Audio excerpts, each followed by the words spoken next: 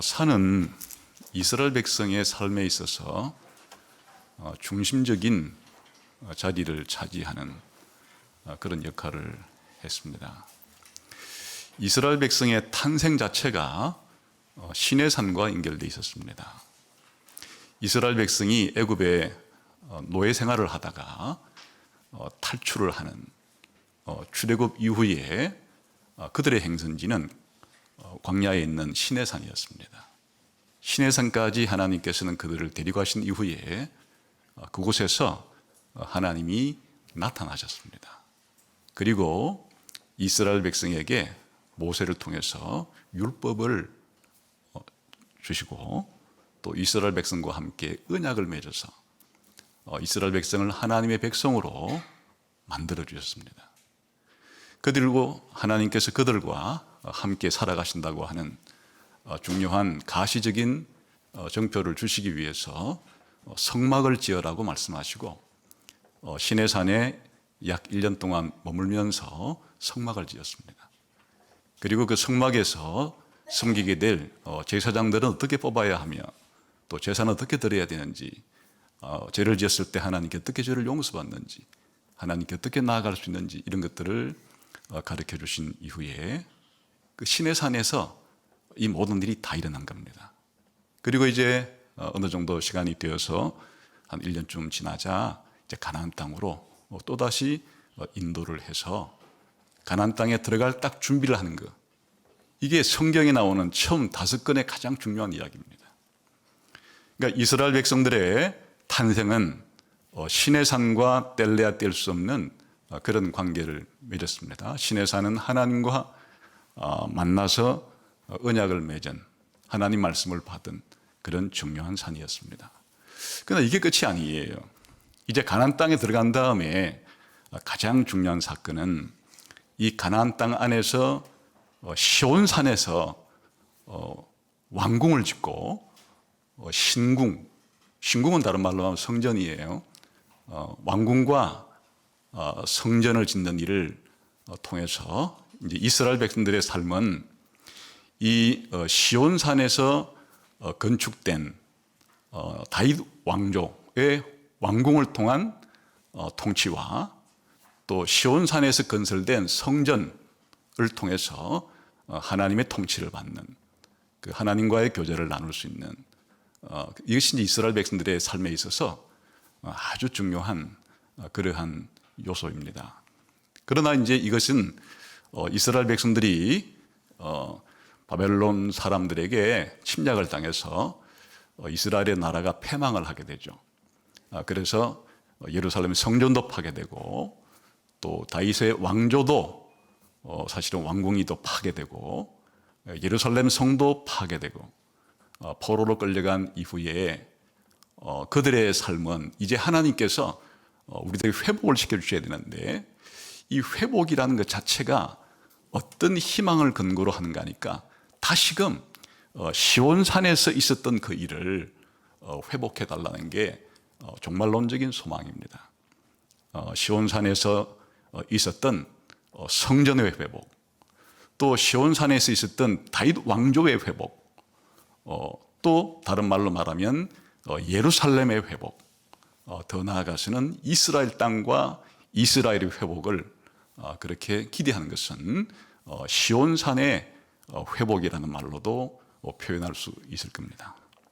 그래서 이 이스라엘 백성의 전체 역사는 딱 2개 산으로 집약이 된다고 해도 과언이 아니에요. 시내산과 시온산.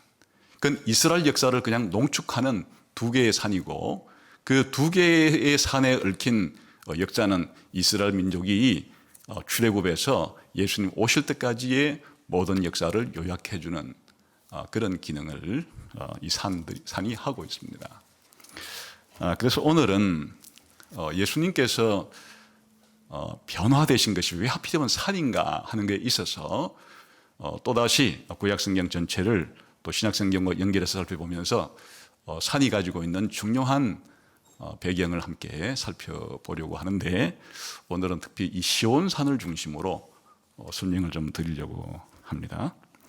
방금 간략하게 설명을 드렸듯이 이스라엘 백성의 역사에 있어서 시내산과 시온산이 중요하지만 둘 다 중요하지만 이제 시간적으로 볼 때 어느 것이 더 중요하느냐? 시온산이 더 중요한 역할을 하게 되죠. 왜냐하면 시내산은 출애굽에서 가나안 땅에 들어가기 전까지 약 40년 동안에 이제 가장 중요한 의미를 가졌던 산이고, 이스라엘 백성이 가나안 땅에 들어간 다음부터의 이야기는 전부 다 시온산을 중심으로 전개가 돼요. 그리고 이제 이 시온산은 더 나아가서 이스라엘 백성의 바벨론 포로 이후부터 예수님 오실 때까지를 구약 시대에 있어서 미래를 기대하고 소망하는 그 중심에도 바로 이 시온산이 있어요. 그래서 시온산이 어떤 면에서 이렇게 중요했는가 하는 걸 살펴보고, 이 시온산의 회복이라고 하는 시온산이 어떻게 회복되는가에 대한 종말론적인 기대가 이게 이제 예수님과 우리 시대 교회 시대의 교회와 또 영원한 천국에 어떻게 이것이 적용되는 것인가 하는 것들을 생각해 보겠습니다. 우선 이 시온이라고 하는 말은 기본적으로 의미가 점점 발전되고 확장된다고 지난번에 한번 말씀드린 적이 있습니다. 그냥 최초의 시온산은 다윗이 예루살렘을 빼앗았을 때 그 여부수 사람들의 성체가 있던 지역, 그 조그마한 그 산등선을 시온산이라고 불렀고, 거기에 다윗의 왕궁을 짓습니다. 그런데 이제 이 시온산이 조금 더 확장되는 것은 그 시온산 등선 위에다가 솔로몬이 성전을 지어요. 그래서 이제 이 시온산은 어디까지 개념이 넓어지는가 하니까 이 성전터로서 성전 자체가 그냥 시온산과 연결되게 됩니다. 그런데 이 성전이 있는 이 산은 도시로 말하면 예루살렘 안에 있어요. 그래서 이 시온산이 그 의미가 예루살렘이라고 하는 도시 자체로까지 의미가 더 발전을 하게 됩니다. 그리고 이제 더 한 단계 더 발전하게 되면 시온이라고 하는 이 말 자체가 이스라엘 백성 자체를 의미하게 돼요. 그러니까 처음은 그냥 산 능선 하나지만은 그것이 성전으로 확대가 되고 예루살렘으로 확대가 되고, 그리고 더 나아가서 이스라엘 땅과 이스라엘 백성들 전체적인 의미로 이렇게 점점 이 시온산의 개념이 넓어지게 됩니다. 그래서 이스라엘 백성에게서 이제 시온산이 중요하다 하는 것은 단순히 뭐 산 하나 이게 아니고, 그 시온산이 가지고 있는 이런 성전과의 연결성, 예루살렘과의 연결성, 이스라엘 백성 전체와의 연결성을 가지고 있는 상징적인 산이기 때문에 이 시온산이 아주 중요한 역할을 합니다. 한번 성경 구절을 통해서 이걸 한번 확인해 보고 계속 내용을 살펴보도록 하겠습니다. 한번 미가서 3장 12절부터 4장 2절까지 보죠.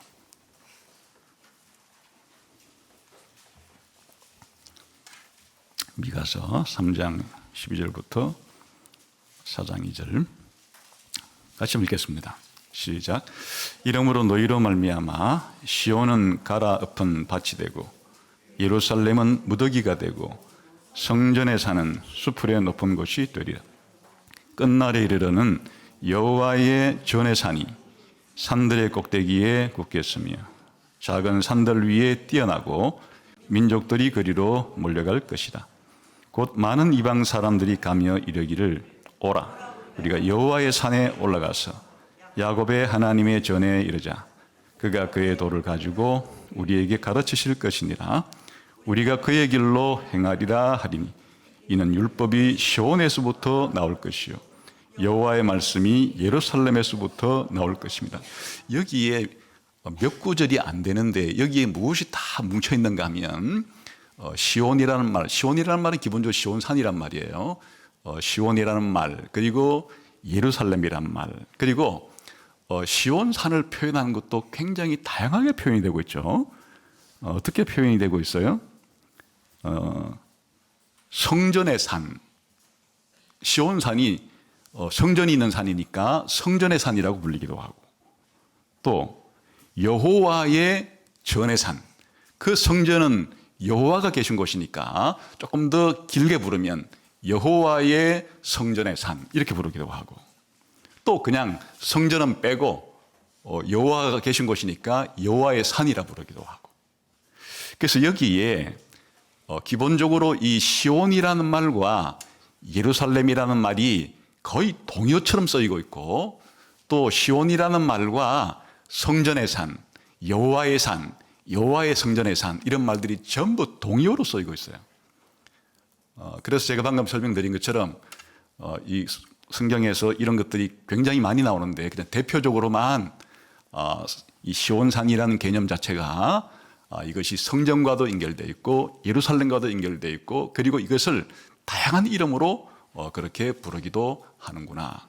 또 여기에는 표현되어 있지 않지만 이 시온산을 거룩한 산이라고 많이 불러요. 성산이라고 많이 부르기도 하고, 때로는 높은 산이라 부르기도 하고, 이런 것들이 전부 다 시온산을 부르는 다른 명칭에 속한다. 그런 정도로 이제 아시면 되겠습니다. 자, 그러면 1차적으로 이스라엘 역사에 있어서 시온이 중요하게 된 것은 이곳에 무엇이다 그랬습니까?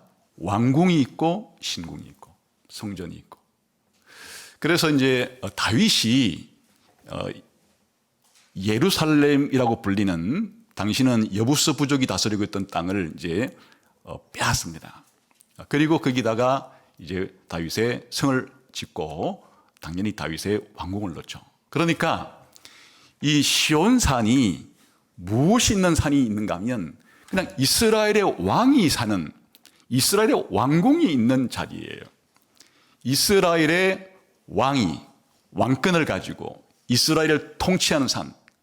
우리가 흔히 한강의 기적 이렇게 말하면 그냥 서울에 있는 어느 조그마한 강을 가리키기도 하지만 그 이상의 대한민국이 이루어낸 경제적인 기적, 이런 의미로 확장이 되는 것처럼 이 시온산에 왕궁이 들어섬으로써, 다윗 왕궁이 들어섬으로써 다윗 왕가의 통치 장소가 있는, 다윗 왕궁이 있는 그런 장소로서 아주 중요한 역할을 하게 되고, 그러나 이보다 더욱더 중요한 의미는 이곳에, 이 시온산에 바로 여호와의 집, 여호와의 궁전인 성전이 지어진다는 것이에요.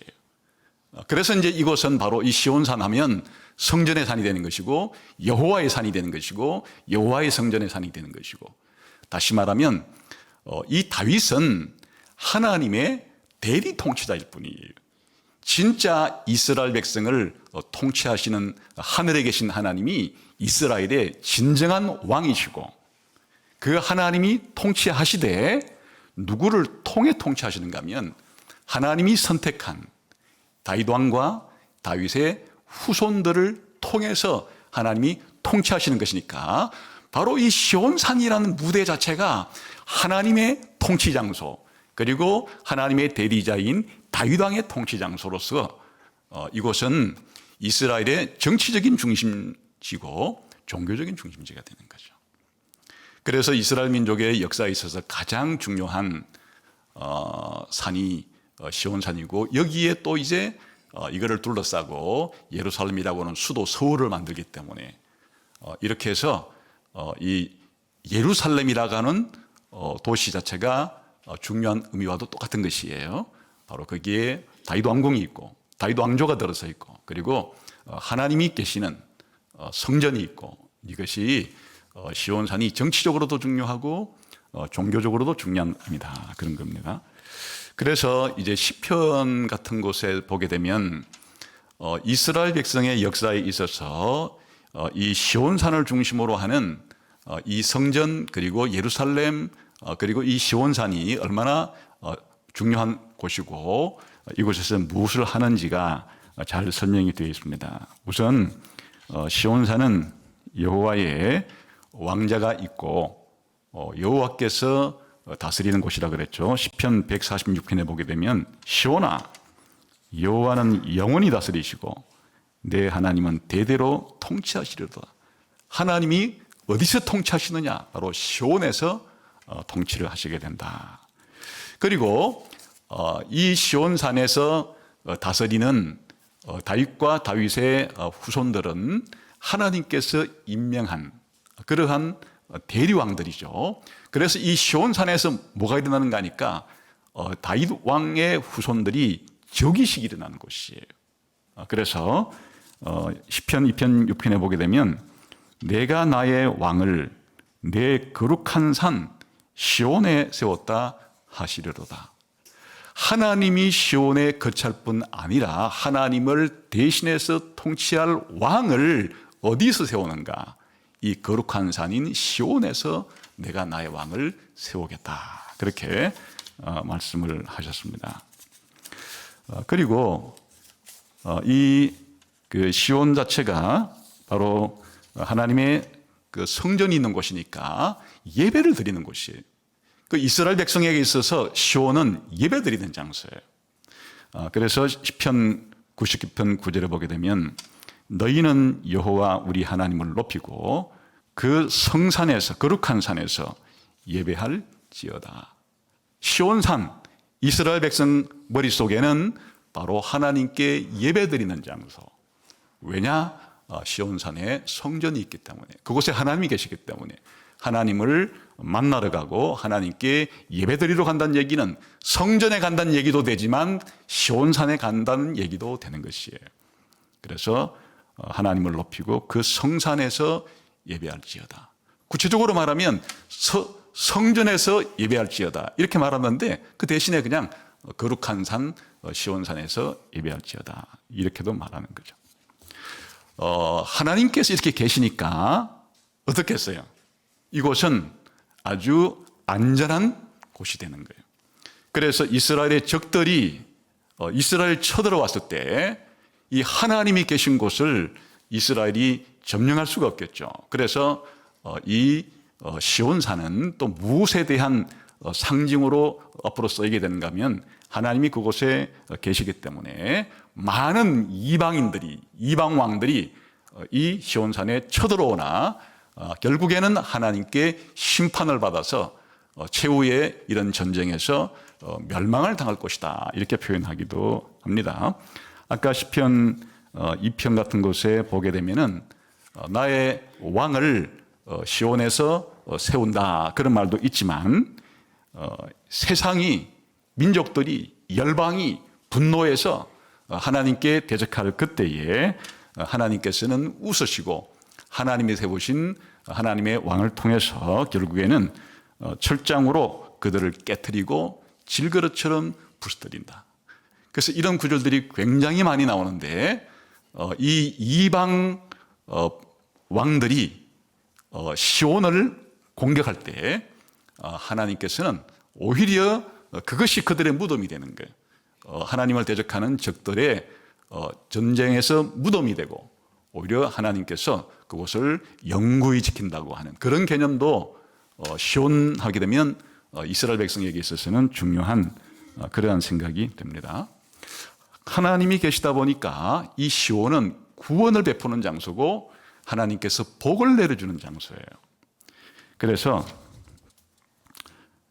시편에 보게 되면 이런 얘기들이 있습니다. 시편 119장 14편 7절에 보게 되면 이스라엘의 구원이 시온에서 나오기를 원하는도다. 또 6절에 보게 되면 시편 53편 6절에 보게 되면 시온에서 이스라엘을 구원하여 줄 자 누구인가? 하나님께서 시온에서 구원해 주신다.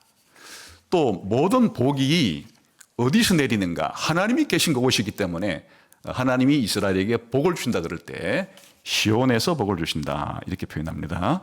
시편 128편 5절 정도에 보게 되면 여호와께서 시온에서 내게 복을 주실지어다.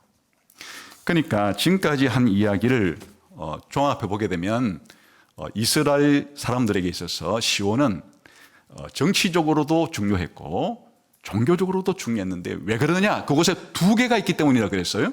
바로 이스라엘을 통치하는 다윗 왕가가 거기 있는 것이고 그리고 그 이상의 그들을 통치하시는 하나님의 통치이고 하나님이 임재해 계시는 성전이 있기 때문인데 그렇기 때문에 그곳은 안전하고 그리고 하나님께서 그곳에서 구원을 베푸시고 또 복을 주시고 또 이방의 적들을 무찌르시는 그런 곳이 시온이다. 그런데 시편의 기자들이 이렇게 노래했지만 현실적으로는 바벨론 사람들에게 시온이 무너지게 돼요. 성전도 무너지게 돼요. 예루살렘도 무너지게 돼요. 이스라엘 땅도 무너지게 돼요. 그러니까 이스라엘 사람들에게 있어서 이 바벨론 포로 시기는 엄청난 신앙의 시련기가 되는 거죠. 자기들이 이 시온산은 영원할 것이라고 믿었는데 시온산의 성전과 시온이 있는 예루살렘은 영원할 것이라 믿었는데 그들이 이방 사람들에게 이렇게 포로로 잡혀가고 자기들이 믿었던 그런 예루살렘과 시온산과 성전이 회파당하는 이런 일을 겪었을 때 이제 여러 가지의 그들의 신앙에 반성이 일어나게 되겠죠. 그리고 하나님께서는 이들에게 선지자들을 보내어 주어서 앞으로 너희들이 어떻게 될 것이다 하는 미래에 대한 소망을 줘요. 이렇게 된 이유도 설명해 주는데 그것은 바로 죄 때문에 하나님께서 이들에게 잠시 재앙을 내리시고 심판을 허락했지만 하나님의 심판이 영구하지 않고 하나님께서는 어느 날 때가 되면 말일에 종말에 다시금 이스라엘의 시온을 회복시켜 주겠다. 이런 약속을 예언자들을 통해 주시는데 이사야를 통해서도 예레미야를 통해서도 에스겔을 통해서도 다니엘을 통해서도 그리고 하박국을 통해서도 스가랴를 통해서도 하나님께서 이 모든 선지자를 통해서 이제 앞으로 그들에게 주실 종말의 구원을 무엇으로 설명하기 시작하는가 하면 바로 이 시온을 중심으로 그렇게 설명을 하게 됩니다. 그래서 이스라엘의 종말론은 바로 시온의 종말론이에요. 근데 이 시온 단순히 산이 아니라 그랬죠. 그 시온산을 축소하면 성전이 되고 시온산을 확대하면 예루살렘 성이 되는 거고 더 확대하면 이스라엘 땅과 이스라엘 백성이 되는 것이에요. 그러니까 그리고 그곳을 통치하는 다윗 왕조의 회복이 되는 것이고 다윗 왕조를 통해서 오시게 될 메시아가 오신다는 회복이 이야기가 되는 거고 이렇게 결국에 이스라엘 사람들에게 이제 시온산은 미래의 희망이 시온이에요. 그냥 그들의 캐치프레이어는 하나님께서 미래의 시온을 회복시켜 줄 것이다. 사실은 이 현대 이스라엘이 1948년에 2000년의 시간 동안에 나라 없이 땅덩어리 없이 전 세계를 유랑하던 이스라엘 민족이 다시금 기적처럼 2000년 만에 저 가나안 땅에서 이스라엘이라는 국가를 형성하기 전에 그들이 벌였던 운동이 시온 운동이에요. 시오니즘이라고. 그들의 머릿속에는 미래의 하나님이 자신들의 나라를 자신들의 성전을 자신들의 도시를 그리고 하나님의 임재와 통치를 회복시켜 주시는 미래에 주실 하나님의 소망은 바로 그냥 아주 그림으로 그리자 그러면 시온의 회복이다. 이렇게 말하면 그 안에 이 모든 것들이 다 들어있게 된다. 그런 말이죠. 그래서 이 시온의 회복을 말해주는 다시 말하면 종말론적인 시온, 종말에 회복될 시온을 하나님께서는 선지자들을 통해서 말씀해 주시는데 그중에 중요한 몇 가지를 살펴보게 되면 아까 제가 설명을 드렸듯이 시온에 있어서 가장 중요한 핵심은 뭐라 그랬습니까? 거기에 무엇이 있는 거라 그랬어요? 여호와의 성전이 있어서 여호와께서 왕으로 통치하시는 곳 그리고 여호와께서 임명한 다윗 왕과 다윗 왕의 후손들이 통치하시는 곳이 지금은 다 포로로 인해서 이 모든 것들이 무너졌을 때 하나님이 예언자들을 통해서 약속해 주시는 가장 중요한 건 뭐겠어요? 다시금 여호와께서 이스라엘의 시온의 왕으로 다시 등극할 것이다. 여호와께서는 자기가 임명하신 메시아로 그렇게 상징되는 다윗 미래의 다윗 왕을 다시금 세워서 이 시온에서 등극하고 통치하게 해주실 것이다 하는 것이 미래 시온의 종말론적인 시온의 가장 핵심 사상이 될 수밖에 없겠죠. 그래서 미래의 시온, 종말론적인 시온은 무엇보다도 여호와께서 다시금 왕으로서 통치해 주신다고 하는 약속을 재춘명하시는 곳이 될 것이다. 이사야서 24장 23절에 보게 되면 그때에, 이건 전부 다 이런 표현들은 그때의 말일에 종말에 전부 다 먼 미래의 이야기들인데, 그때에 달이 수치를 당하고 해가 부끄러워하리니 이는 만군의 여호와께서 시온산과 예루살렘에서 왕이 되시고,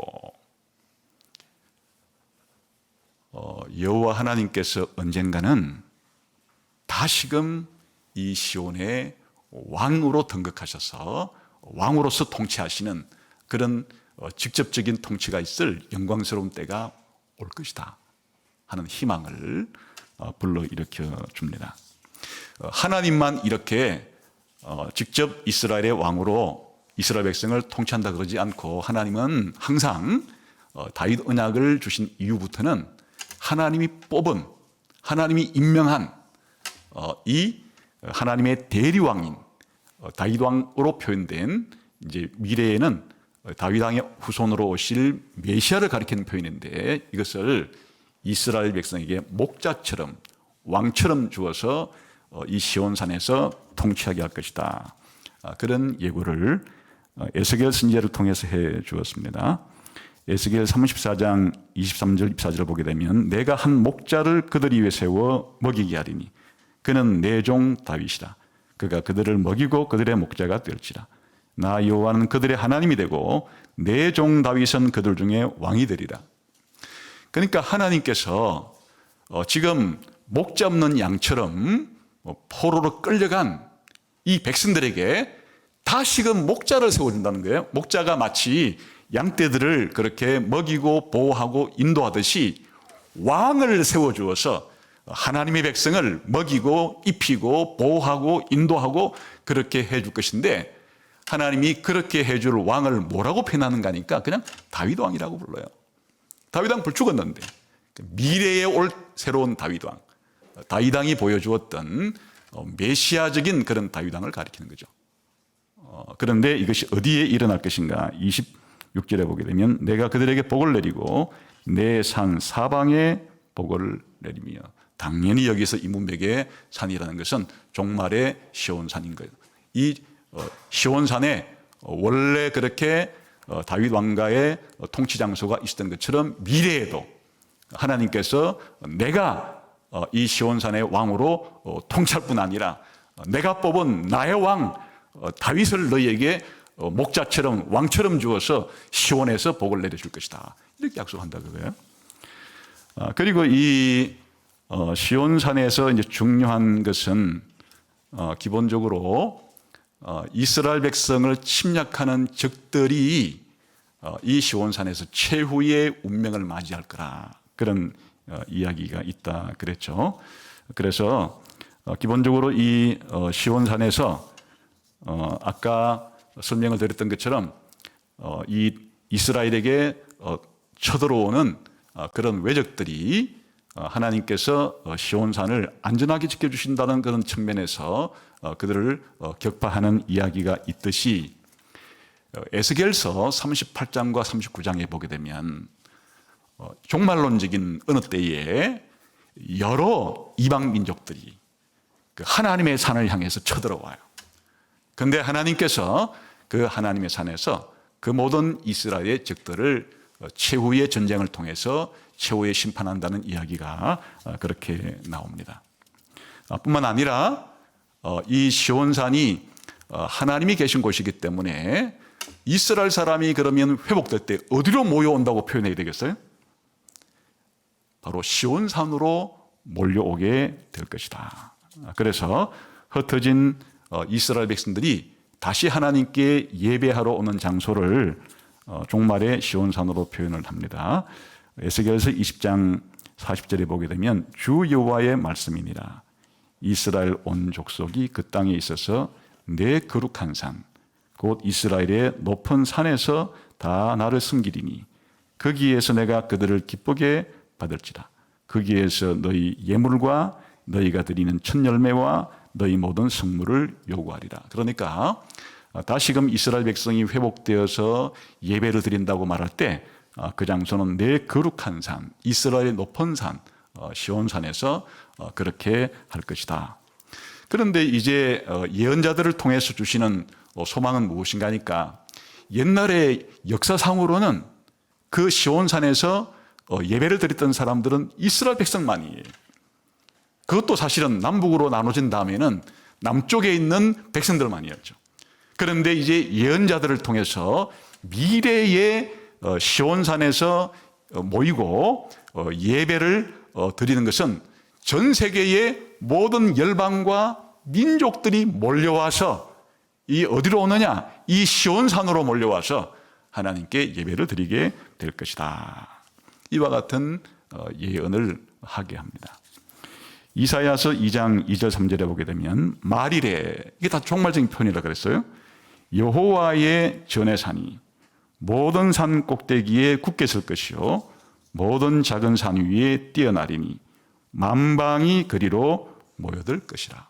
시온산에 오는 사람들은 흩어진 이스라엘 사람들만이 아니고 여기서 만방은 오늘날로 말하면 만국이에요. 만국 백성이 이 여호와의 거룩한 시온산으로 몰려오게 될 거다.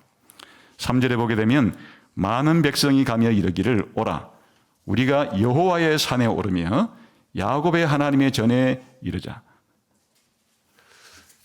그러니까 시온산의 이 희망은 무엇인가 하면 어느 날인가 이 만국이 하나님을 예배하는 날이 오게 될 것이다. 그런데 이제 이 구약적인 표현상으로서는 바로 여호와의 산, 여호와의 전의 산, 이 바로 시온산으로 그렇게 만방이 모여들어서 예배를 드리게 될 것이다. 이 시온산에서 하나님께서 뭘 준다 그랬죠? 아까 전에 구원을 주고 복을 내려 주듯이 종말에 시온산에서 베풀어 주실 복은 상상을 초월할 정도의 엄청난 복들을 종말의 시온산에서 그렇게 베풀어 줍니다. 우선은 그렇게 종말의 시온산에 모여서 하나님께 예배드리고 복을 받는 장면을 그림으로 보여주는 것은 바로 잔치를 벌이는 거예요. 하나님께서 이 시온산에서 연회, 잔치를 베풀어 줄 것이다. 잔치에서 가장 중요한 것은 먹는 것이죠. 이사야서 25장 6절에 보게 되면 만군의 여호와께서 이 산에서 만민을 위하여 기름진 것과 오래 저장하였던 포도주로 연회를 베푸시리니. 그러니까 하나님께서 종말에 베푸실 그 모든 구원과 복을 그냥 그림으로 하나로 보여준다 그러면 하나님이 잔치를 베풀어 주어서 기름진 골수, 아주 기름진 것들을 먹고 마시게 해 줄 것이다. 이렇게 표현을 합니다. 그런데 이것들이 좀 더 생동감 있게 구체적으로 표현되게 되면 그때는 사람들이 신체적으로 질병이 들렸던 것도 고쳐줄 거다. 이런 식으로 표현을 하게 돼요. 이사야 35장 5절과 6절에 보게 되면 그때에 맹인의 눈이 밝을 것이며 못 듣는 사람의 귀가 열릴 것이며 그때에 저는 자는 사슴같이 뛸 것이며 말 못하는 자의 혀는 노래하리니. 그런데 이것이 어디에서 일어나는가 하면 10절에 보게 되면 여호와의 속량함을 받은 자들이 돌아오되 노래하며 시온에 이르러 그들의 머리 위에 영영한 희락을 띠고 기쁨과 즐거움을 얻으리니 슬픔과 탄식이 사라지리도다. 다시 말하면 이 종말에 있을 하나님의 구원은 한마디로 말하면 하나님 베풀어 주시는 이 연회에서 배부르게 먹고 마시는 그런 그림만이 아니고 모든 인간적인 연약함과 약한 것들, 보지 못하고 듣지 못하고 걷지 못하고 이런 모든 것들도 다 고침을 받게 될 거다. 심지어는 죽음까지도 죄해버리실 것이다. 이사야서 25장 7, 8절에 보게 되면 또 이 산에서 모든 민족의 얼굴을 가린 가리개와 열방 위에 덮인 덮개를 제하시며 사망을 영원히 멸하실 것이다.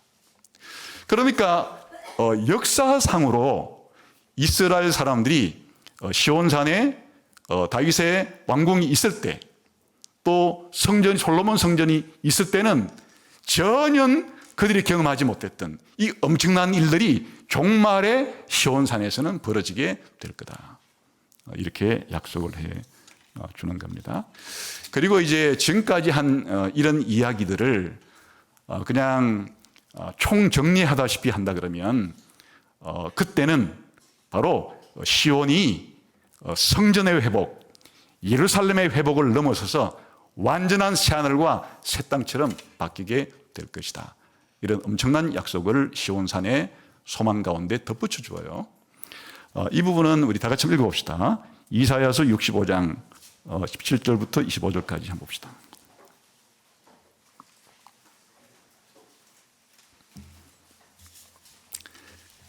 같이 한번 봅시다. 시작. 보라, 내가 새하늘과 새 땅을 창조하나니 이런 것은 기억되거나 마음에 생각나지 아니할 것이라. 너희는 내가 창조하는 것으로 말미암아 영원히 기뻐하며 즐거워할지니라. 보라, 내가 예루살렘을 즐거운 성으로 창조하며 그 백성을 기쁨으로 삼고. 자, 여기까지만 보면 하나님이 새하늘과 새 땅을 창조한다 그랬는데 같은 의미로, 동의어진 의미로 뭘 창조한다 그래요? 예루살렘을 새로 창조할 것이다. 예루살렘을 새로 창조하면 무슨 성이 되는 거예요? 새 예루살렘을 창조할 것이다. 새 하늘과 새 땅을 창조하는 것과 새 예루살렘을 창조하는 것을 병치시켜서 평행법으로 만들어서 거의 같은 동의어적으로 사용하고 있다. 그런 뜻이에요. 그리고 예루살렘을 새 예루살렘으로 창조한다는 얘기는 그 안에 살고 있는 바로 하나님의 백성을 새롭게 창조한다는 얘기도 되는 거죠. 19절 시작. 내가 예루살렘을 즐거워하며 나의 백성을 기뻐하리니 우는 소리와 부르짖는 소리가 그 가운데서 다시는 들리지 않을 것이다. 예루살렘에게 기쁨을 준다는 이야기는 바로 예루살렘에 살고 있는 하나님의 백성들을 기쁘게 해준다는 것과 같은 말이에요. 새로운 하나님의 백성을, 새 이스라엘을 만들어내서 기쁨을 줄 것이다. 그런 말이고요. 이게 이제 구약적인 언어로 이 새 하늘과 새 땅, 새 예루살렘, 새 백성에게 주실 그런 복락들을 아주 특이한 용어들로, 표현들로 쓰고 있는 20절부터 시작. 거기는 날수가 많지 못하며 죽는 어린이와 수완이 차지 못한 노인이 다시는 없을 것이다. 곧 백세에 죽는 자를 젊은이라 하겠고 백세가 못되어 죽는 자는 저주받은 자이리라. 그들이 가옥을 건축하고 그 안에 살겠고 포도나무를 심고 열매를 먹을 것이며 그들이 건축한 터에 타인이 살지 아니할 것이며 그들이 심은 것을 타인이 먹지 아니하리니 이는 내 백성의 수완이 나무의 수완과 같겠고 내가 택한 자가 그 손으로 일한 것을 길이 누릴 것이며 그들의 수고가 헛되지 않겠고 그들이 생산한 것이 재난을 당하지 아니하리니 그들은 여호와의 복된 자의 자손이요 그들의 후손도 그들과 같을 것입니다. 그들이 부르기 전에 내가 응답하겠고 그들이 말을 마치기 전에 내가 들을 것이라. 이리와 어린 양이 함께 먹을 것이며 사자가 소처럼 즙을 먹을 것이며 뱀은 흙을 양식으로 삼을 것이니 나의 성산에서는 해함도 없겠고 상함도 없으리라. 여호와의 말씀하시니라. 그런데 이 모든 표현을 또 다른 말로 바꿀 때 뭐라 부르고 있어요? 나의 거룩한 산, 성산. 나의 거룩한 산은 이 종말론적인 희망에서 무슨 산이라 그랬어요? 시온산. 새로운 시온산. 이렇게 표현해도 될 것인데 나의 거룩한 산이라 표현하고 있어요. 그러니까 이것이 다 지금 같은 말이에요. 새하늘과 새 땅, 새 예루살렘, 새로운 거룩한 산, 새로운 시온산, 거의 같은 말인데 여기에 자연계의 놀라운 변화, 어린 양이 이리와 함께 먹고 사자가 소처럼 즙을 먹고 뱀이 흙을 먹고 완전히 자연계가 변화된다는 얘기고 빨리 죽는 사람이 한 100살쯤 죽는다고요? 그러면 그 종말에도 죽겠네 이런 뜻은 아니고 이게 무슨 표현인가 하니까 그 당시에 오래 살아봐야 70이고 80이든 그런 세살에 100세에 죽는 것이 어린아이면 한 1000살쯤 10,000살쯤 살아야 오래 산 것이다 하는 얘기는 구약시대식의 영생을 주겠다는 표현이에요. 딱 거기까지만 살게 하고 죽겠다 그 뜻이 아니고 그러니까 하나님께서 이 이스라엘 사람들에게 예언자들을 통해서 특히 이사야를 통해서 무슨 꿈을 심어주는가 하면 앞으로 하나님이 이 하나님의 백성들에게 가장 거시적으로 표현하면 뭘 만들어준다는 거예요? 새하늘과 새 땅을 조금 더 그걸 축소한 표현으로 따지면 뭘 준다는 거예요? 새 예루살렘 성을 만들어준다는 얘기고, 더 축소해서 말하면 하나님의 거룩한 산을 회복시켜준다는 얘기. 여기는 안 나오지만 또 다른 구절에는 뭘 회복시켜준다고 말할까요? 새로운 성전을 회복시켜 줄 것이다. 이런 표현을 하게 된다. 그런 말입니다. 자, 그런데 이게 다 상징적인 표현이다 그 뜻이에요. 지금 이 시온산 자체를 구약시대 때서 벌써 상징적으로 넓혀놨죠. 그냥 달랑산, 그게 아니고 그 시온산이라고 하는, 시온이라는 그 말 속에 뭐를 다 붙여놨다 그랬어요? 시온산을 줄이면 성전이고, 시온산을 키우면 예루살렘이고, 더 키우면 이스라엘 땅이고, 더 키우면 완전히 하늘과 땅이 되어버리는 이와 같은 것은 바로 이 시온산이 단순히 물리적으로 걸어 올라가면 걸어 올라갈 수 있는 그런 산을 가리킨 게 아니라 그 말이에요. 하나님께서 주시는 구원의 놀라운 종말의 약속을 상징적으로 시온이라고 표현하고 있다. 그런 말입니다. 자, 그래서 이것이 이제 그럼 어떻게 성취된다는 말인가? 이렇게 해석하는 사람들이 있어요. 이걸 다 문자적으로 받아들여요. 여기 나오는 이 모든 내용들을 다 문자적으로 받아들여요. 그런데 이런 일들이 일어나려고 하면 지금 어떤 일이 일어나야 되는가 하니까, 전 세계 사람들이 이스라엘 땅으로 몰려와서, 그것도 어디 몰려와야 되는가 하니까 예루살렘으로 몰려와야 되고, 그것도 어디 와야 되니까 시온산으로 와야 되고, 어디 와야 되니까 거기에 물리적인 성전을 지어서 다시 거기에서 예배 드리는, 이게 그냥 문자적으로 이렇게 해석을 하니까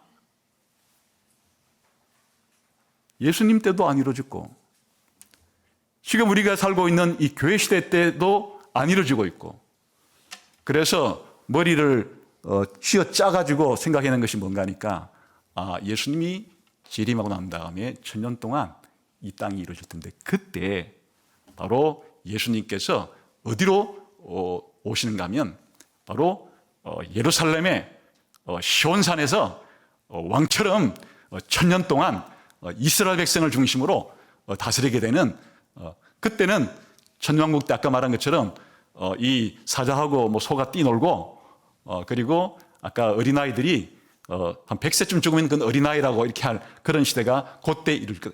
이것이 구약 성경을 해석하는 방식 자체가 이것을 그냥 문자적으로 그대로 성취되어야 된다고 생각을 하니까 머릿속으로 그런 생각을 하게 된 것이에요. 그런데 이 종말론적인 시온산의 회복에 일어나는 이런 일들은 문자적으로 일어나는 일들이 아니에요. 예수님에게 일어난 일이고, 우리 교회에 일어난 일이고, 그리고 지금 예수님이 가 계신 하늘에서 일어난 일이고, 그리고 예수님 재림하고 난 다음에 새하늘과 새 땅에서 일어난 일을 상징적으로 표현한 것이에요. 그래서 이제 이 변화산이 중요한 겁니다. 예수님께서 이 지상에서 사역을 할 때 유달리 중요한 사건들을 산에서 행하셨어요.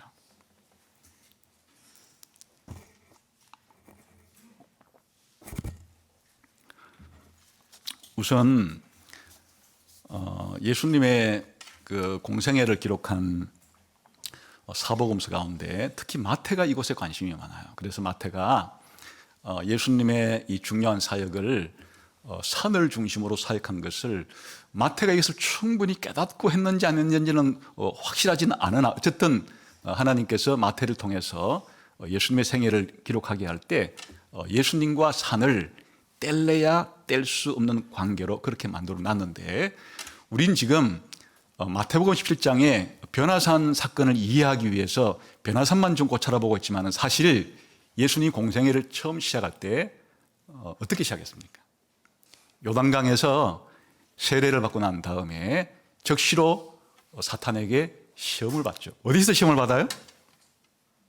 광야? 성전? 산?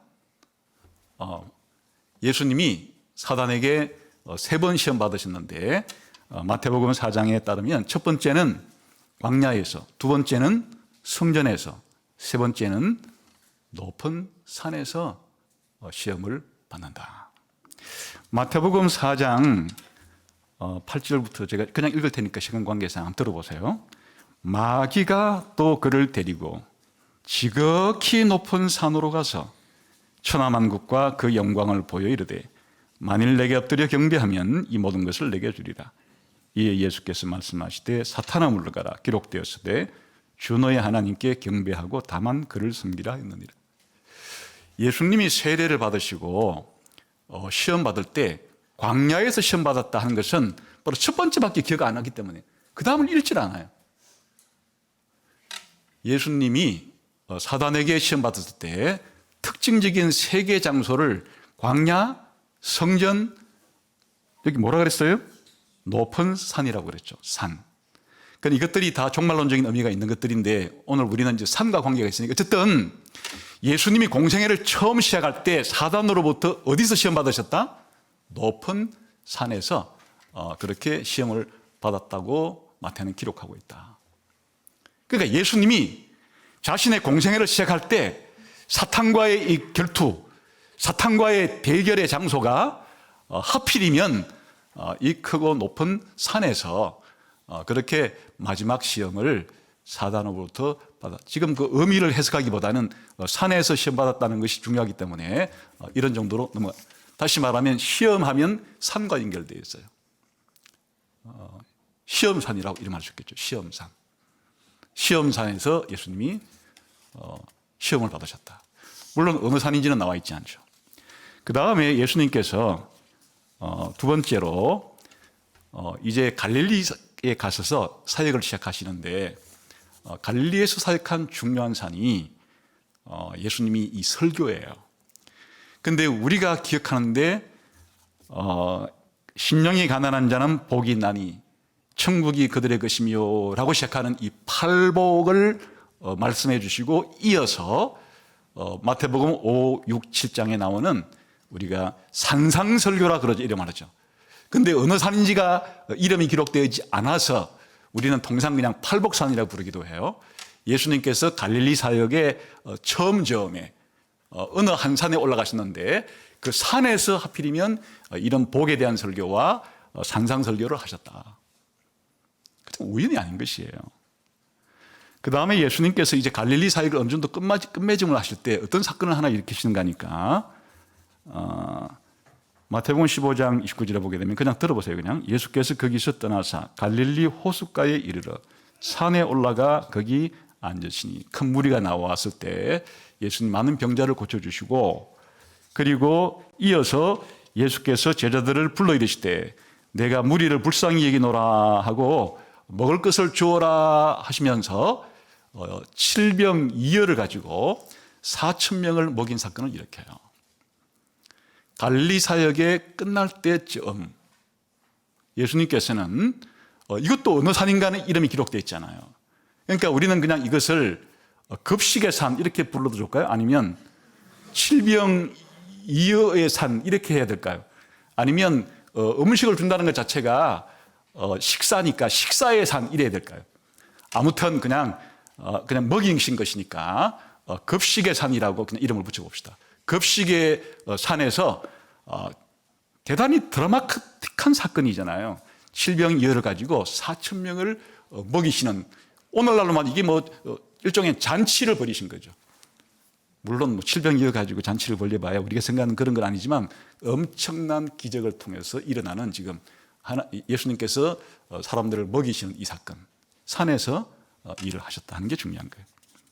그 다음에 우리가 지금 계속해서 살펴보고 있는 예수님께서 해처럼 그의 얼굴이 변하고 그의 옷이 해처럼 변하고 모세와 엘리야를 만나서 대화를 나눴던 이 신비스러운 그런 사건이 일어난 것도 산이었다.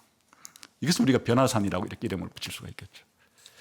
그 다음에 예수님께서 이제 이 사역을 거의 끝내시고 내일이면 십자가에 죽기 전날에 어디서 설교했는가 하니까 감람산에 가서 위대한 종말에 대한 설교를 합니다. 예수님이 재림하실 때까지는 이 세상이 무슨 일이 벌어날 것이며, 그리고 예수님이 재림을 어떤 식으로 하실 것이고, 그리고 예수님의 재림을 기다리는 우리 신자들의 자세는 어떠해야 하는가 하는 것을 마태복음 24장에서 25장에 말씀하신다는데, 딱 여기에만 산 이름이 하나 정식으로 등장을 하는데, 그게 감람산이에요. 감람산에서 종말 설교를 하셨다. 그리고 사실은 잘 주목하지 않는데, 예수님께서 지상 명령을 어디서 하신지 알아요? 그럼 몰라도 이렇게 물어봤으면 그냥 지금까지 다 산에서 일어난 일이니까 그냥 이런 걸 눈치로 때려잡는다는 거예요. 그러니까 몰라도 놀라운 지상 명령이 산에서 예수님께서 하신 것이로구나, 이렇게 알 수 있는 거죠. 그럼 확인하면 들어갑니다. 마태복음 28장 보게 되면, 우리 한번 이거 중요한 것이니까 이것도 한번 읽어볼까요? 한번. 마태복음 28장 16절에서 20절입니다. 읽겠습니다. 시작. 11 제자가 갈릴리에 가서 예수께서 지시하신 산에 이르러 예수를 배웠고 경배하나 아직도 의심하는 사람들이 있더라. 예수께서 나와 말씀하여 이르시되 하늘과 땅의 모든 권세를 내게 주셨으니 그러므로 너희는 가서 모든 민족을 제자로 삼아 아버지와 아들과 성령의 이름으로 세례를 베풀고 내가 너희에게 분부한 모든 것을 가르쳐 지키게 하라. 볼지어다 내가 세상 끝날까지 너희와 항상 함께 있으리라 하시니라. 예수님 부활한 이후에 성천하기 직전에 예수님이 교회가 예수님 재림할 때까지 수행해야 될 교회의 사명, 교회의 임무, 교회의 과업을 설명하는 것을, 명령하신 것을 우리가 지상명령이라 부르기도 하고 위임령이라 부르기도 하는데, 이 위임을, 이 지상명령을 산에서 하셨다. 여러분, 이것이 우연이라고 생각하십니까? 지금 예수님께서 이렇게 시험을 받으신 것도, 그리고 설교를 통해서 하나님의 계시를 전해주신 것도, 그리고 백성들을 먹이신 것도, 그리고 변화되신 것도, 종말에 대한 설교를 가르쳐 주신 것도, 그리고 마지막 지상명령을 통해서 제자들에게 명령을 하시고 이후에 하늘로 승천하신 이와 같은 것들이 사실은 무엇에 적용인가 하면, 종말론적인 시온산이 어떻게 성취되는가에 있어서 1차적으로 예수님께서 산에서 가르치신 이것이 바로 종말론적인 시온산에서 무엇이 벌어진다 그랬어요? 열방의 많은 사람들이 여호와의 산으로 갔을 때 여호와께 가르침을 받자 여호와께서 시온에서부터, 예루살렘으로부터 율법을 우리들에게 가르쳐 주실 것이다. 이 종말의 시온산에서 벌어질 하나님께서 새로운 계시를 주시고 새로운 율법을 주시고 하는 이 모든 것들을 예수님께서 산에서 가르치시고 종말에 된 것도 산에서 하시고 하는 것들이 종말의 시온산에서 일어날 일이 1차적으로 예수님의 지상의 삶 속에서 일어난 뜻이에요. 여호와 하나님께서 이스라엘을 다스리되 나의 왕을 시온산에 세우고 그를 통해 다스리리라. 예수님께서 이 지상명령을 내리신 산에서 하늘과 땅에 있는 모든 권세를 내게 주셨으니, 하나님께서 이 시온산에서 하나님을 대리해서 영원토록 통치하고 이스라엘 백성을 다스리겠다고 약속한 그 다윗 왕이 누구신가 하니까 바로 예수님께서 이 산에서 하나님께서 나에게 하늘과 땅의 모든 주권을 나에게 주셨다는 것을 천명하시고, 그리고 이 가르침을 하시는 이와 같은 것들이 바로 예수님에게서 일어났다, 그런 뜻이에요. 예수님께서 이 산에서 먹이신 일이 그냥 어쩌다 보니까 산에 있을 때 시간이 지나가지고 먹이신 것이 아니에요. 바로 종말론적인 시온산이 연회가 베풀어지는 것이고, 하나님께서 이 하나님께로 돌아온 사람들에게 그곳에 연회를 베풀어서 그들을 고쳐주기도 하고 먹이기도 하겠다고 하는 이와 같은 이 종말론적인 시온산에서 벌어질 일이 예수님께서 왜 이름을 밝히지 않는가? 다시 말하면 이 종말론적인 산의 성취이기 때문에 굳이 어떤 특정한 산을 그렇게 말할 필요가 없고 오히려 특정한 산을 말하는 것은 우리의 해석을 방해하는 거예요. 이 종말론적인 시온산 자체가 바로 상징적인 그러한 산이기 때문에 예수님께서 물론 어떤 산에서 먹이셨겠지만은 그런 이름을 밝히지 않고 이것이 종말론적인 시온산에서 벌어질 종말론적인 사건이 예수님의 생애를 통해서 지금 벌어지고 있다는 것을 우리들에게 말하고자 하고 있는 것이에요. 물론 여기에서 죽음이 없어지고 완전히 이 하늘과 땅이 새롭게 변화되고 완전히 이 자연계가 새롭게 변화되고 죽음이 초월되는 이와 같은 것들을 변화산을 통해서 미리 맛보여 주신 거죠. 예수님의 변화산을 통해서 이런 사건들을 미리 보게 해주십니다. 여러분, 1차적으로 구약 성경에서 예언한 종말의 예언 가운데 가장 중요한 중심 예언은 하나님이 보내주실 메시아에 대한 예언인데 그 메시아를 다른 말로 말하면 다윗의 후손이에요. 하나님의 아들이자 다윗의 후손으로 올 그분이 예수님께서 가르치기도 산에서 하시고 급식도 산에서 하시고 하나님의 주권 선포도 산에서 하시고 이 모든 것들을 하시는 것 자체가 바로 구약 시대의 종말론적인 시온산에서 벌어질 그것들이 예수님이 이 땅에 오셔서 1차적으로 이루셨다는 것을 강조하는 것입니다. 그러나 거기서 그치지 않아요.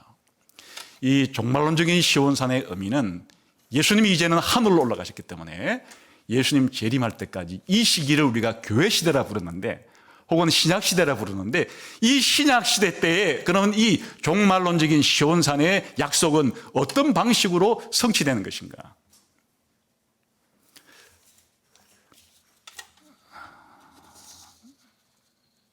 우리 한번 성경을 한 구절 보도록 하겠습니다.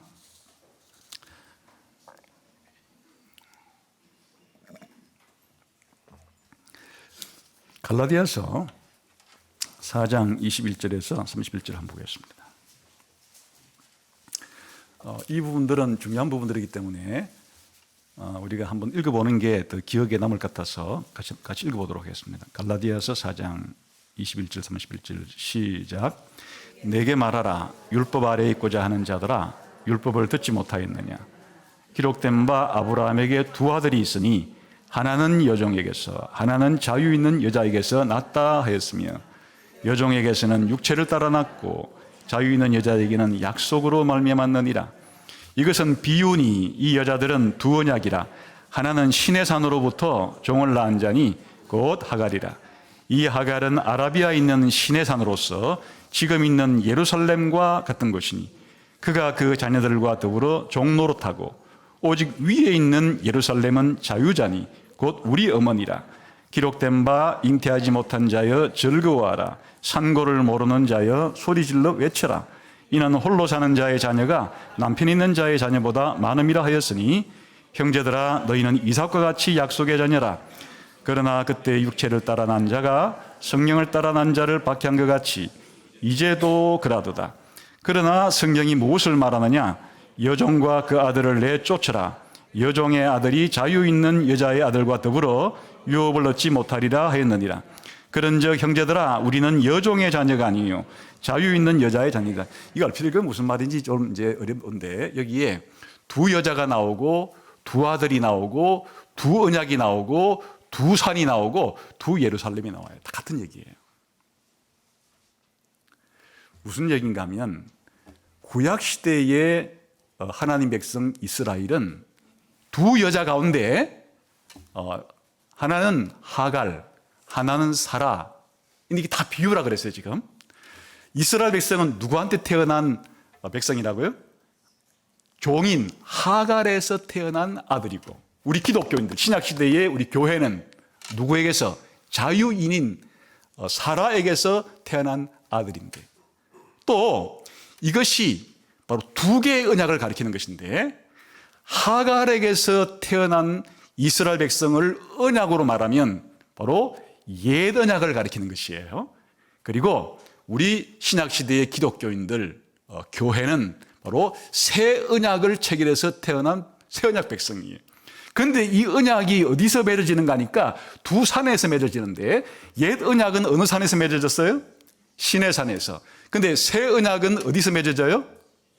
하늘에, 여기에 시온산이라는 표현은 안 나오죠. 근데 하늘의 시온산 대신에 무슨 표현이 나와요? 하늘의 예루살렘. 그 예루살렘은 항상 어디 있어요? 시온산에.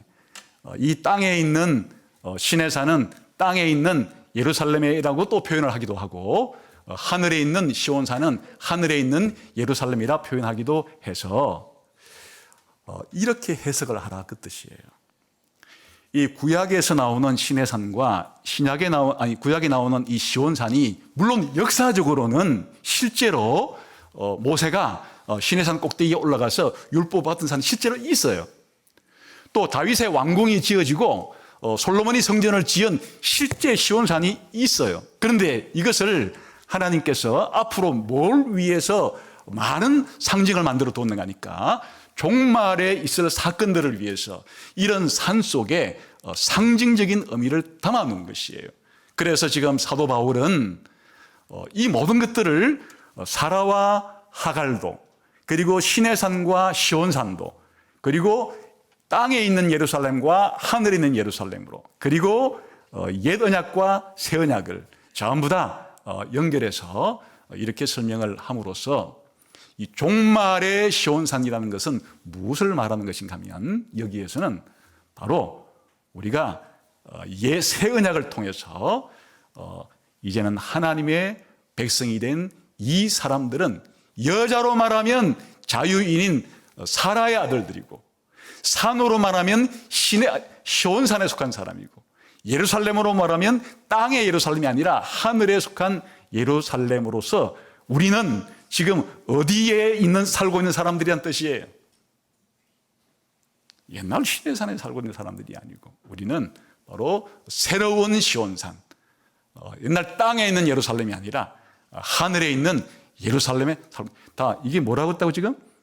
비유로서, 상징으로서 이렇게 해석을 할 수 있는 것이다. 이렇게 종말의 시온산을 이런 방식으로 교회와 연결시켜서 해석을 하는 겁니다. 히브리서 저자도 이 구약시대의 이 종말의 시온산을, 그리고 종말의 예루살렘을 어떤 식으로 해석하는가 하면, 히브리서 12장 18절에서 24, 이것도 중요한 구절이니까 읽어봅시다.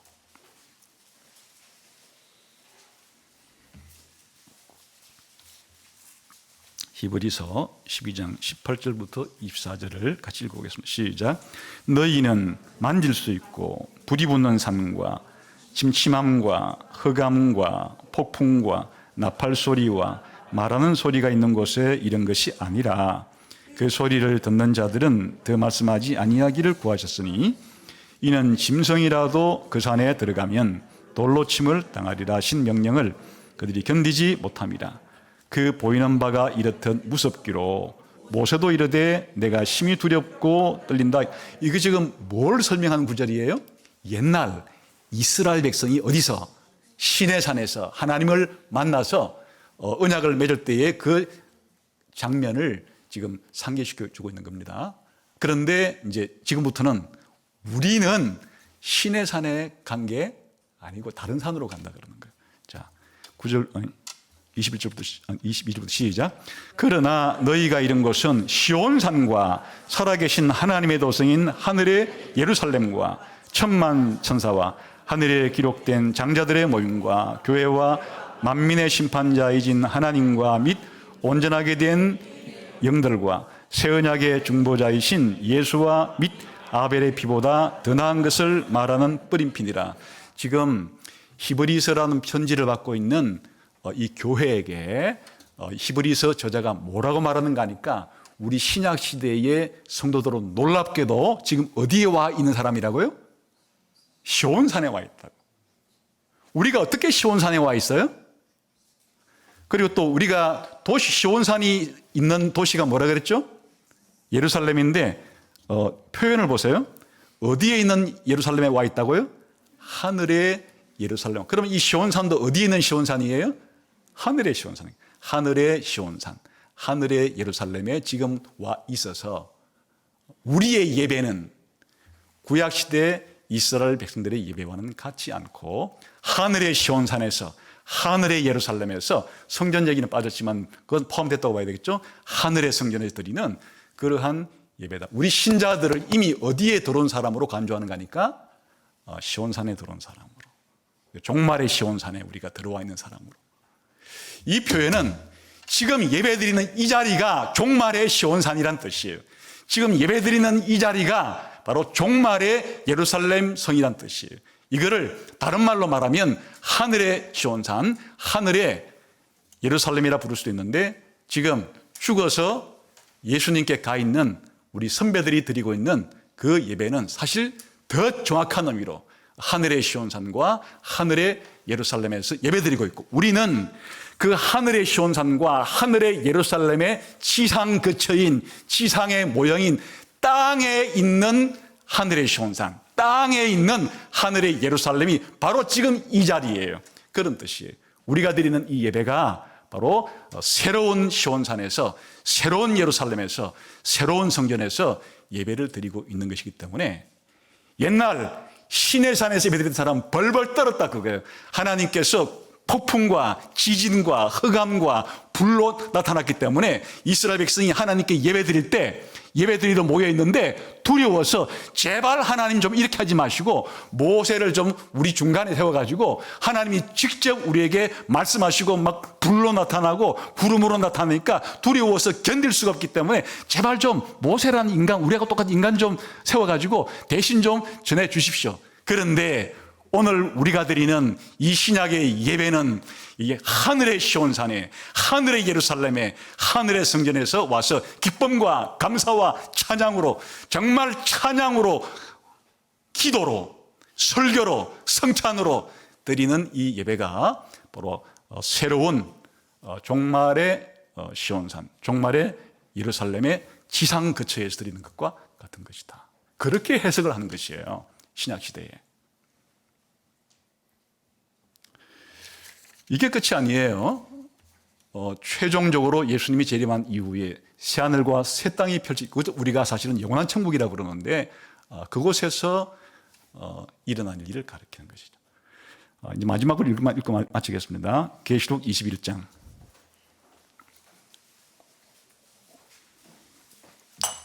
1절과 2절과 3절을 한번 같이 읽겠습니다.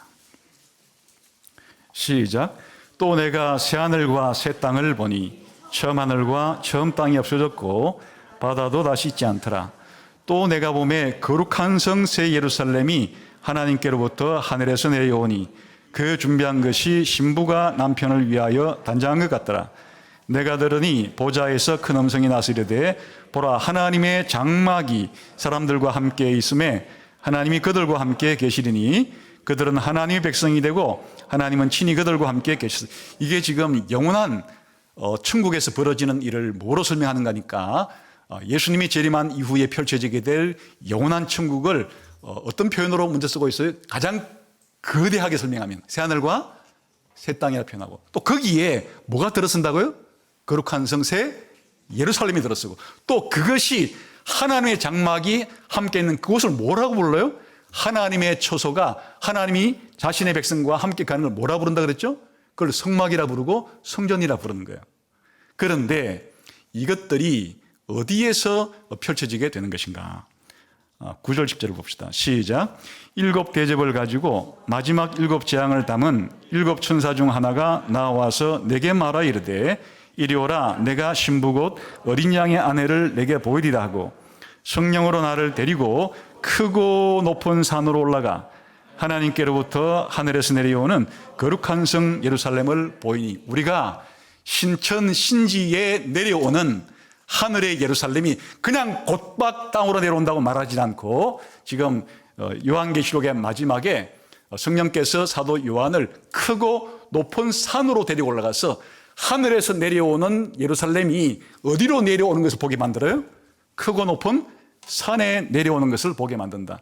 원래 구약시대에 예루살렘 성이 어디에 있었다고요? 바로 시온산에서 있었던 것처럼 이 마지막 영원한 하나님 나라를 설명할 때도 하늘에서 준비된 그 하늘의 예루살렘, 거룩한 성 새 예루살렘이 크고 높은 산, 여기 이름을 붙인다면 그 산 앞에 뭐라고 붙이면 되겠어요? 크고 높은 종말의 시온산에 내려와서 이제부터 거룩한 성 새 예루살렘 모습을 보여주기 시작한다. 여러분, 지금 성경이 우리들에게 하고 싶은 이야기는 무엇인가 하니까 단순한 우리가 등산 가는 그런 산 얘기를 하고 싶은 게 아니에요. 이 성경에 나오는 산들을 통해서 하나님께서는 이 산이 궁극적으로 바로 성경에 등장했던 이런 산들을 에덴산, 아라랏산, 시내산, 시온산 전부 평범한 산들이 아니에요. 거기 누가 오신 곳이에요? 하나님이 선택하고 하나님이 거하시는 산이기 때문에, 그래서 그 산들에 나중에 뭐가 지어지게 돼요? 성전이 지어지는 거예요. 지난번에 한번 설명드렸죠? 산과 성전은 그냥 들어붙어 있는 것이라고. 산을 축소시키면 성전이 되는 것이고 성전을 확대시키면 이와 같은 거룩한 산, 하나님의 산이 되는 것이라고. 그런데 시온산을 통해서는 여기에 모두도 확장을 시키는 거니까 여기에 뭘 확장시키게 돼요? 다윗의 왕궁을 덧붙이고, 그리고 예루살렘까지 더 붙이고, 더 나아가서는 이스라엘 땅을 갖다 붙이고, 이스라엘 백성을 갖다 붙이고, 심지어 하늘, 새하늘과 새 땅을 갖다 붙여서 산이 상징하는 바가 그냥 단순히 우리가 올라가는 그런 산을 말하는 게 아니고 하나님께서 거하시면서 하나님이 통치하시고 예수 그리스도를 통해서 다스리시고 하나님 백성을 만나시고 하나님 백성과 잔치하시고 하나님 백성과 교제하시는, 바로 사실은 영원한 천국에 대한 그림을 그리고 싶어서 지상에서 그것을 보여주는 데 가장 적합한 지역은 산이겠죠. 그래서 산을 무대로 택한 것인데, 구약시대의 종말의 시온산은 적어도 예수님이 오신 이후부터 몇 단계의 과정을 거쳐서 이것이 성취되기 시작하니까, 예수님이 오셨을 때는 예수님의 삶을 통해서, 그리고 예수님이 하늘에 올라가시고 재림할 때까지는 지금 이 땅에서는 이 교회를 통해서, 그리고 하늘에서는 지금 예수님이 바로 천사들과 함께 먼저 믿다가 올라간 하늘의 교회와 함께 계신 그곳으로, 그리고 이 모든 것들이 궁극적으로 예수님 재림한 이후에는 영원한 신천신지, 영원한 새하늘과 새 땅, 영원한 천국에서 일어날 일들을 단지 구약시대 때는 시온산을 축으로 해서 들어붙어 있는 여러 가지의 일단의 이와 같은 장면들을 통해서 우리들에게 말씀하고 계신 것이다. 결론은 예수님이 성천하시고 재림할 때까지의 우리의 시온산은 어딘가 설명을 드렸죠? 바로 지금 예수님이 계신 하늘이고, 땅에서는 교회가, 여기가 바로 종말의 성전이고 종말의 시온산이고 종말의 예루살렘이고, 그리고 사실은 땅에 있는 하늘이 바로 교회예요. 그리고 우리가 드리는 예배예요. 이 교회가 얼마나 놀랍고 신비하고 엄청난 존재인지에 대한 이해, 우리의 예배가 얼마나 신비하고 엄청나고 영광스러운 사건인지에 대한 이해, 우리가 이 예배를 통해서 하나님과의 만남이 지상에서는 이곳에서밖에는 일어날 수 없는 일이라는 것, 이것이 우리가 이 종말의 시온산을 우리 시대에 적용하는 방식입니다.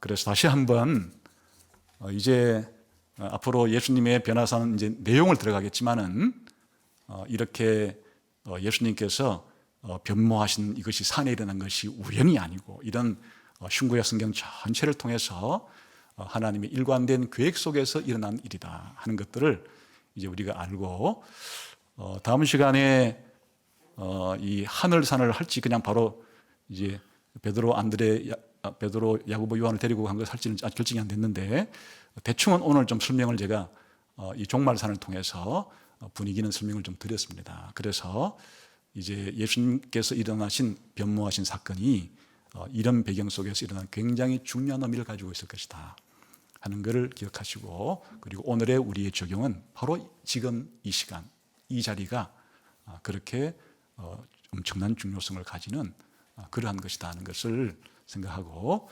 우리를 교회의 한 가족으로 불러주시고 이렇게 주일날 예배의 자리로 초청해 주신 것이 얼마나 감격스럽고 영광스러운 일인가를 다시 한번 마음속에 깊이 새기면서 매 주일을 소중히 여기고 교회를 소중히 여기고 예배를 소중히 여기면서 그리고 천국을 바라보며 살아가는 여러분 되시기를 주님의 이름으로 축원합니다.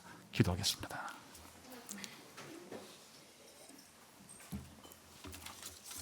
하나님 아버지 감사합니다.